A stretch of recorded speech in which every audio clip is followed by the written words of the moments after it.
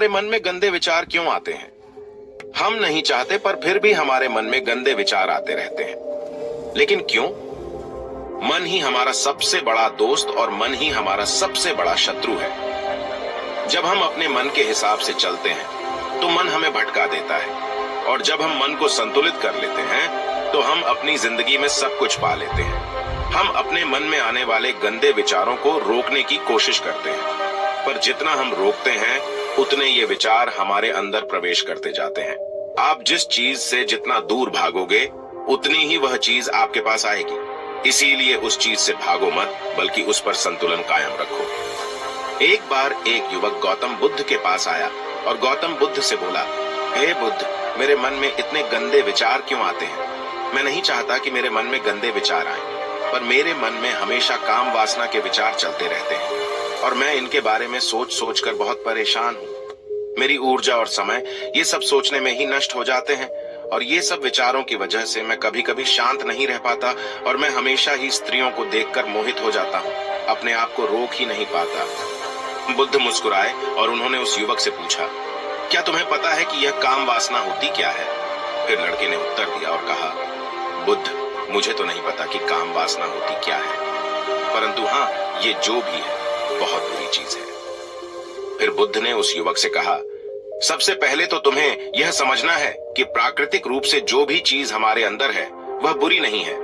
हमारे जीवन में उसकी कुछ न कुछ जरूरत होती है। वासना कोई बुरी बात नहीं है, यह हमारे मन की एक भावना है जो हमें किसी न किसी चीज की कमी का एहसास करवाती है, और फिर हम उस चीज को पाने के लिए उस चीज की ओर आकर्षित हो जाते हैं। जैसे अगर तुम्हारे पास धन की कमी है तो तुम में धन पाने की वासना उत्पन्न हो जाएगी। इसका मतलब यह नहीं कि वासना बुरी है, बल्कि यह तो हमारे मन के एक प्रकार की जरूरत का एहसास है, और जब यह जरूरत शारीरिक हो तो हम इसे काम वासना कह देते हैं। युवक ने गौतम बुद्ध को कहा, बुद्ध, मुझे काम वासना का मतलब तो समझ में आ गया, पर आप मुझे यह बताइए कि यह आती कहां से है और कैसे आती है? गौतम बुद्ध ने कहा, काम वासना कहीं से आती नहीं है, यह तो हमारे अंदर ही होती है, और इसका होना तो जरूरी भी है, तभी तो मानव जाति का विस्तार होगा। युवक ने कहा, जब यह हमारे अंदर ही है और जरूरी भी है तो फिर लोग इसे गलत क्यों बताते हैं? बुद्ध ने कहा, यही समस्या है। लोगों ने काम वासना को गलत तरीके से सोच लिया है, इसे छिपाने की और दबाने की कोशिश करते हैं। काम वासना गलत नहीं है, बल्कि काम वासना का गलत तरीके से प्रयोग करना गलत बात है। लोग जिसे पसंद करते हैं उसी के लिए जीने लग जाते हैं और उसके बारे में हमेशा सोचते रहते हैं, पर यह सब गलत है। बुद्ध ने युवक से कहा, क्या तुम्हें पता है कि जानवरों में भी काम वासना होती है? युवक ने उत्तर दिया, हाँ बुद्ध, जानवरों में भी काम वासना होती है, क्योंकि जानवर भी तो आखिर अपनी पीढ़ी को आगे बढ़ाएंगे। बुद्ध ने कहा, तो फिर हम जानवरों की काम वासना को क्यों गलत नहीं कहते? युवक ने कहा, मुझे नहीं पता महात्मा, आप ही मुझे बताइए। गौतम बुद्ध ने कहा, जानवर अपनी काम वासना का प्रयोग आनंद प्राप्ति के लिए नहीं करते, वह तो सिर्फ संतान उत्पन्न करने के लिए काम वासना का उपयोग करते हैं। जानवरों को प्रकृति ने इतनी समझ नहीं दी कि वह काम वासना को अपने सुख का आधार बना सके, जबकि मनुष्य अपनी समझ के बलबूते पर प्रकृति में पाई जाने वाली प्रत्येक वस्तु को अपने सुख के लिए अपने प्रयोग करता है। हम इंसानों ने ही काम वासना को अपने सुख का साधन बना लिया है, जबकि प्रकृति ने तो हमें अपने वंश को आगे बढ़ाने के लिए दिया था, लेकिन इंसानों ने इसे अपने जीवन का परम लक्ष्य बना रखा है, और इस तरह से काम वासना का बेलगाम हो जाना गलत है। युवक ने बुद्ध से पूछा, महात्मा जी, ये काम वासना हम पर हावी क्यों होती है? क्यों यह बेलगाम हो जाती है? तब गौतम बुद्ध ने कहा, सुनो, अब जो मैं तुम्हें बताऊंगा उसे तुम ध्यान पूर्वक सुनना। काम वासना का सारा खेल तुम्हें समझ आ जाएगा, तुम्हें तुम्हारे सारे सवालों का जवाब मिल जाएगा, बस तुम्हें ध्यान से सुनकर समझना है। फिर गौतम बुद्ध युवक को बताना शुरू करते हैं। एक बार की बात है, एक आश्रम में गुरु और उनके शिष्य रहते थे। शिष्य रोजाना आश्रम के बाहर स्थित गांव में दीक्षा लेने के लिए जाते थे। शिष्य जो गांव में भिक्षा लेने जाता था, उस रास्ते में एक नदी पड़ती थी जिससे वह रोज भिक्षा लेने जाता था। एक दिन उसने देखा कि एक लड़का पेड़ के पीछे छिपा है। उसने लड़के के पास जाकर पूछा, भाई, तुम इस पेड़ के पीछे छिपकर क्या देख रहे हो? लड़के ने कहा, अरे तुझे नहीं दिख रहा क्या कि मैं क्या देख रहा हूं? तब शिष्य ने नदी की तरफ देखा तो वहां पर कुछ लड़कियां पानी भर रही थी। लड़कियां 15 साल की होंगी। तब शिष्य ने लड़के से कहा, अरे भाई, वहां पर तो लड़कियां पानी भर रही हैं, इसमें छिपकर देखने वाली क्या बात है? तब वो लड़का शिष्य की तरफ देखकर उससे कहता है, अरे पागल, तुम्हें दिखाई नहीं दे रहा क्या कि मैं क्या कर रहा हूं? वह परियां कैसे नदी से पानी निकाल रही है। जरा उनकी अदाओं को देखो, उनके कोमल शरीर को देखो, उनकी पतली कमर मटके को उठाते समय कैसे बल खाती है और उनके बाल उनकी कमर पर कैसे लहरा रहे हैं, मानो सुंदरता बिखरी पड़ी। शिष्य फिर नदी की तरफ देखता है और इस बार वह देखता ही चला गया। अभी तक तो उसे कुछ भी नजर नहीं आ रहा था और वह बिल्कुल निर्भय था। उसे किसी बात का कोई डर नहीं था, लेकिन अब वह छुपने लगा और उन लड़कियों को देखने लगा जैसे उसने कोई अपराध कर दिया हो। और जब वो छुपकर उन लड़कियों को देख रहा था तभी वो अंदर से कांप गया और उसने कहा कि यह मैं क्या कर रहा हूँ?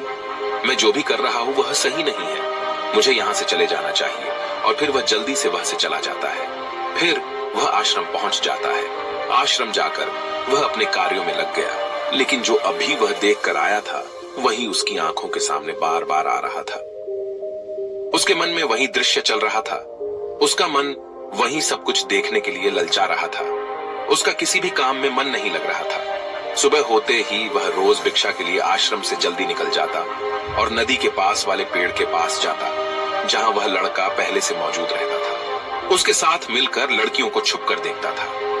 अब वह रोज ऐसा करने लग गया। उसका मन अब किसी भी काम में नहीं लगता था। वह हमेशा किसी न किसी प्रकार के विचारों में उलझा रहता था। वह आश्रम के कार्यों को भी ठीक ढंग से नहीं कर पा रहा था। न वह ठीक से सो पाता था और न ठीक से खाना खा पाता था। उसका मन बेचैन सा रहता था। उसका मन बार बार उन लड़कियों के सौंदर्य को देखने के लिए ललचाता था। जब गुरु भिक्षा देते तब भी उसका मन कहीं और विचारों में खोया रहता था। गुरु ने अपने शिष्य की इन हरकतों को देखा। तब एक दिन गुरु ने शिष्य को अपने पास बुलाया और कहा, आज से मैं भी तुम्हारे साथ भिक्षा मांगने चलूंगा। तुम और मैं साथ साथ भिक्षा मांगने चलेंगे। तभी शिष्य ने गुरु को मना करते हुए बोला, नहीं गुरुदेव, आप परेशान क्यों हो रहे हो?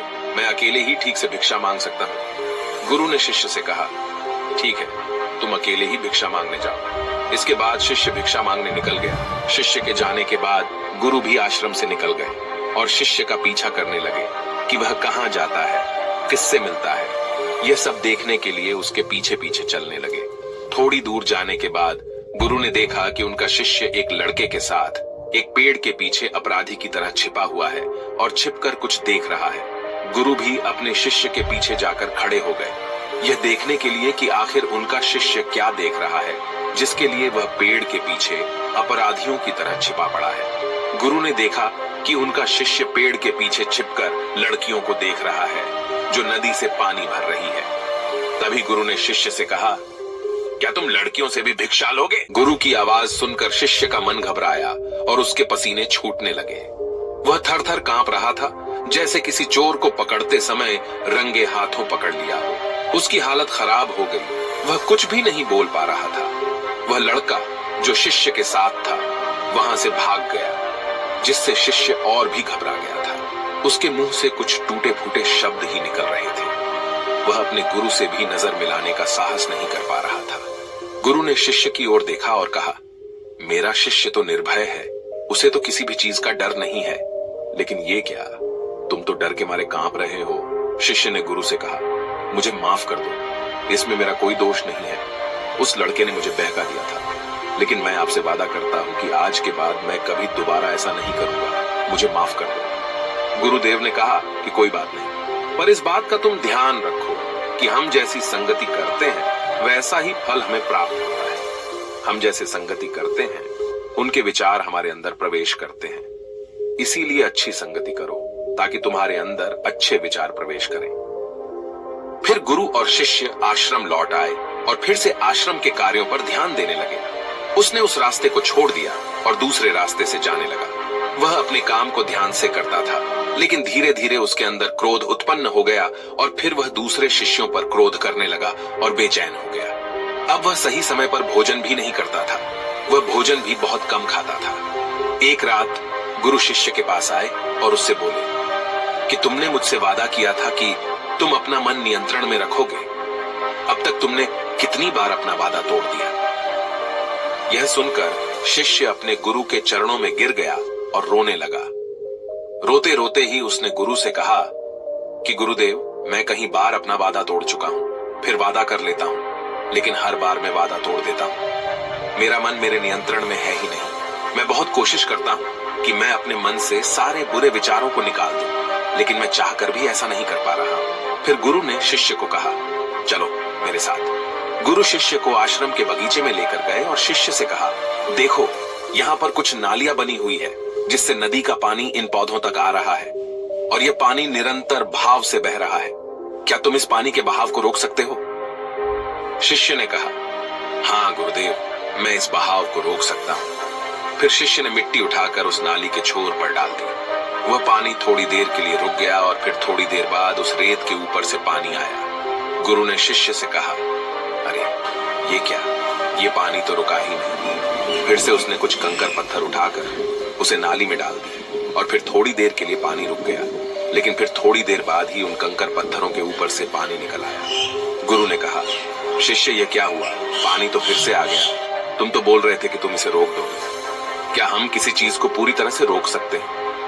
तब शिष्य ने कहा, कोई बात नहीं गुरुदेव, मैं इस पानी को तो रोक कर आपको दिखाऊंगा। फिर उसने एक बड़ा सा पत्थर लेकर आया और उसे नाली पर डाल दिया।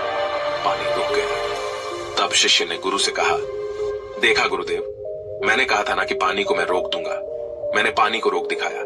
आपकी बात मैंने पूरी कर दी। गुरु मुस्कुराए और बोले, अच्छा जरा ध्यान से देखो, पानी रुक गया है क्या? वो तो पीछे की नाली तोड़कर बाहर आ गया और अगल बगल से बह रहा है। और ध्यान से देखो, इस पत्थर के आगे भी आ गया और यह पानी अपना रास्ता बदलकर फिर से आगे की तरफ बह जाएगा। फिर थोड़ी देर बाद ऐसा ही हुआ। फिर गुरु ने शिष्य को समझाया, तुम्हारे साथ भी तो ऐसा ही चल रहा है। तुम बार बार प्रयास कर रहे हो, बड़े से बड़ा प्रयास कर रहे हो, पर हर बार तुम्हारा प्रयास टूट रहा है और यह हमेशा टूटता ही रहेगा। यह पत्थर तुम्हारा प्रयास है और यह पानी तुम्हारे विचार। तुम कितना भी बड़ा पत्थर रख लो, लेकिन पानी तो अपना रास्ता बना ही लेगा। ये देखकर शिष्य ने पूछा, हे गुरुदेव, क्या कोई तरीका नहीं है जिससे मैं गंदे विचारों से बाहर निकल सकूं? गुरु ने कहा, एक तरीका है। यह पानी जिस नदी से आ रहा है, तुम वहां से इस पानी का रास्ता ही बदल सकते हो। गुरु शिष्य को एक नदी के पास ले गए जहां से उस बगीचे में पानी आ रहा है। पेड़ पौधों को तो पानी की आवश्यकता है। फिर शिष्य ने विचार किया और कहा, मेरे मन में तो ये बात आई ही नहीं, इस पानी का बगीचे में जाना जरूरी भी है। गुरु ने कहा, और उन पेड़ पौधों में कुछ ऐसे हैं जिनको रोज पानी की आवश्यकता है, वो तो मुरझाकर मर ही जाएंगे। पानी तो हमें खोलना ही होगा। शिष्य ने गुरु की बात सुनकर पानी का रास्ता खोल दिया। तब गुरु ने पूछा, अगर हम इस नदी के पूरे पानी को बगीचे की तरफ मोड़ दें तो क्या होगा? शिष्य ने उत्तर दिया, गुरुदेव, वहां पर जितने भी पेड़ पौधे हैं वो सब गलकर नष्ट हो जाएंगे और वहां पर कुछ नहीं बचेगा। गुरु मुस्कुराए और बोले, तुम इस बात को समझो, हमें किसी भी चीज को रोकना नहीं है, बस हमेशा संतुलन बनाए रखना है। कम पानी से भी पौधे नष्ट होते हैं और ज्यादा पानी से भी पौधे नष्ट होते हैं। हमारा जीवन संतुलन से ही चलता है। गुरु ने शिष्य से कहा, अगर मैं तुम्हें कुछ कहूं कि तुम आम के बारे में मत सोचो, तो तुम्हारे मन में सबसे पहले किसका चित्र आएगा? शिष्य ने बोला, गुरुदेव, मेरे मन में तो पहला चित्र आम का ही आएगा। गुरु ने कहा, जब हम गंदे विचारों को जबरदस्ती रोकने का प्रयास करते हैं तो वे और भी मजबूती से हमारे अंदर प्रवेश करते हैं। इसीलिए हमें उन्हें कभी भी दबाने की कोशिश नहीं करनी चाहिए। फिर गुरु ने शिष्य को कहा, हमारे गंदे विचार बुरे लोगों की संगति करने की वजह से भी आते हैं। कभी कभी कामुकता हमारे अंदर होती नहीं है, लेकिन कुछ अश्लील लोगों के साथ रहने की वजह से ये हमारे अंदर हावी हो जाती। सुबह वह भिक्षा लेने के लिए उसी रास्ते से गया जहां वह लड़का आज भी पेड़ के पीछे छुपकर उन लड़कियों को देख रहा था। वह शिष्य उसे नदी पर गया जहां वह लड़कियां पानी भर रही थीं। उसने उन लड़कियों से पानी मांगा और उन लड़कियों में से एक लड़की ने उसे पानी पिलाया और उसे शिष्य के चरण छुए। शिष्य ने उसे आशीर्वाद दिया कि तुम्हारा कल्याण हो, जिससे कि मानसिकता सकारात्मक ऊर्जा से भर जाए। उसके चेहरे पर मुस्कान आ गई थी, जैसे कि उसे कुछ खोया हुआ वापस मिल गया। वह वापस अपने रास्ते से जाने लगा। तभी पीछे से वह लड़का आ गया जो पेड़ के पीछे छुपा हुआ था। वह शिष्य के पास आया और बोला, क्या बात है, आज तो तुमने नजदीक से दर्शन कर लिए, तुम तो मुझसे भी आगे निकले। तब शिष्य ने कहा, हम हमेशा दूसरों के दर्शन करने में ही व्यस्त रहते हैं, अपने दर्शन कर ही नहीं पाते। तुम कब तक इस पेड़ के पीछे छुपाते रहोगे? किसी को पसंद कर लो, उसे बोल दो। अगर वो भी तुम्हें पसंद करती है तो शादी कर लो और उससे पहले तुम कुछ बन जाओ। अपने आप को पहचान लो, ऐसे अपना समय बर्बाद मत करो।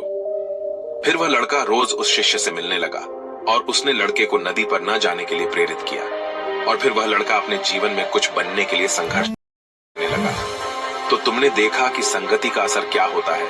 अपनी संगति बदलो, अपने विचार बदलो। गुरु ने शिष्य से पूछा, क्या तुम्हें अपने सभी सवालों का उत्तर मिल गया?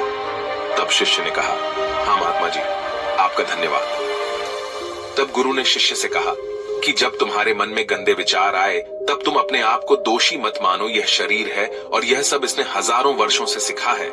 एक केवल तुम्हारे सोच लेने से या शपथ लेने से ये टूटने वाला है नहीं, लेकिन तुम्हारे पास वो शक्ति है, वो ऊर्जा है जिसका तुम्हें संतुलन उपयोग करना है। तुम एक जीवित ऊर्जा हो जो कुछ भी अनुभव करने के लिए स्वतंत्र है। इसीलिए तुम अपने आप को पहचानो। इस कहानी से हमें यह सीख मिलती है कि हमारे विचारों का महत्व कितना अधिक होता है। हमारे विचार ही हमारे भविष्य की दिशा को निर्धारित करते हैं। हमें सकारात्मक विचारों को अपने मन में पूरी शक्ति के साथ अपनाना चाहिए ताकि हम सही दिशा में आगे बढ़ सकें।